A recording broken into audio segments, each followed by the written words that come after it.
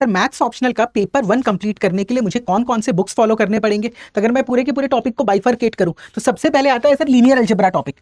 इसके लिए आपको 2 किताबें रेफर करनी है, मैट्रिसेस बाय कृष्णा सीरीज, ठीक। और जो वेक्टर स्पेस टॉपिक है वो वेक्टर स्पेस टॉपिक के लिए अलग से बुक नहीं आती है, एक होता है linear algebra by Krishna series. याद रखना लीनियर अलजेब्रा में सिर्फ और सिर्फ वेक्टर स्पेस कवर होता है, ना कि मैट्रिसेस।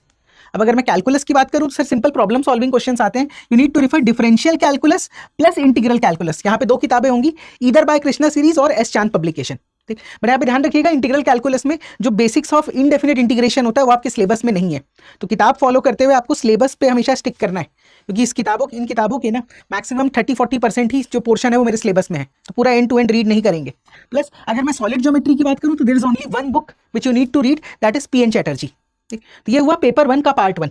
सर अगर पेपर 2 पार्ट 2 में चले तो ऑर्डिनरी डिफरेंशियल इक्वेशन के लिए आपको डिफरेंशियल इक्वेशन बाय एमडी राय सिंघानिया ये बुक रेफर करना है। प्लस यहाँ पे ऑर्डिनरी डिफरेंशियल इक्वेशन में एक एक्स्ट्रा पार्ट है which is known as Laplace transformation. तो सर लैपलास ट्रांसफॉर्मेशन कवर करने के लिए I need to use this book advance differential equation by same author MD Raisinghania, ठीक। तो यहाँ पे आपको 2 किताबें हैं, बट दोनों किताबें पूरी नहीं पढ़नी है।